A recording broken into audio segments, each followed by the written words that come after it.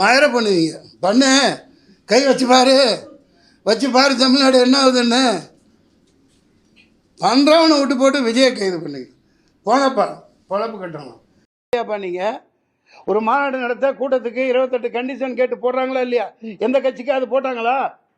எந்த கட்சிக்காவது போட்டாங்களா இது வரைக்கும்? அதே மாதிரி 28,000 போலீஸ் 2,000 போலீஸ் அங்கே நிற்கணும்ல. அதே முட்டுச்சந்தையில் கொடுத்துருக்கீங்க. என்ன மாதிரி ஆள் அங்கே இருந்திருந்தான்னு வைங்க, அந்த இடத்துல நான் இருந்திருந்தான் நடந்திருக்கிறதே வேற. 99 இப்படி தான் நான் நின்று தேனியில் பயங்கர கலவரத்தை உண்டாக்குனாங்க. ஜீப்பை கவுத்து விட்டாங்க, கரும்பு காட்டுக்கு தீ வச்சுட்டாங்க. இறங்கி குதிச்சு ஓடி போய் ஆளுகளோட ஜீப்பை நிப்பாட்டி வச்சேன், கலெக்டர் ஜீப்பு.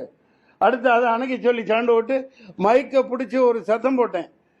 நடக்கிறது வேற. அன்னை போலீஸ் எங்கேருந்து வந்தானு என்னன்னு தெரியல, கட்டுக்குள்ளே கொண்டாந்தாங்க. கொஞ்சம் தவறு இருந்தால் அந்த விஜயத்தை ஆணையம் போட்டு குழிக்குள்ள வேலி மூடி சமாப்தம் ஜனகனை பாடியிருப்பாங்க. இது அரசியலா?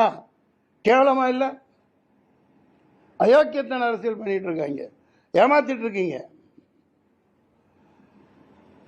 அனுமதி கேட்கும் போது 10,000 பேர் சொல்லியிருக்காங்க. டேய், என்ன நீ பச்சை குழந்தைத்தனமா 10,000 பேர் அப்படித்தான் சொல்லுவாங்க. 20,000 பேர் சொன்னா உங்களுக்கு பர்மிஷன் கிடையாதுன்றான்.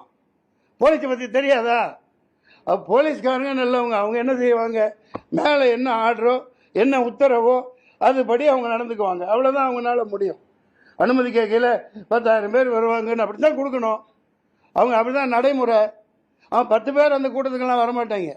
எல்லாம் பிரியாணி போட்டணும், சாராயம் 100 ரூபா 200 ரூபா காசு, இதை கூப்பிட்டு கூட்டம் போடுவான். அவனுக்கு பொட்டல் வெளியில் நல்லா 10 கிலோமீட்டரில் இடம் கொடுப்பீங்க. அதான் 4 லட்சம் பேர் கூடுறான்னு தெரியுது இல்லையா? அப்படியே முட்டுச்சந்துக்குள்ளே அனுப்புறீங்க. பயங்கரமாக பள்ளம் தோண்டி வச்சுட்டு 500 குண்டர்களுக்கு மேலே பயங்கரமான ரவுடிகளை எத்தனை கத்தி குத்து பண்ணான்னு தெரியல. நான் சொல்லலை, இந்த மக்கள் சொல்லிட்டு இருக்காங்க, வந்துட்டு இருக்கு. பார்த்தீங்களா இல்லையா? பயங்கரமான ரவுடி ராஜ்யம்.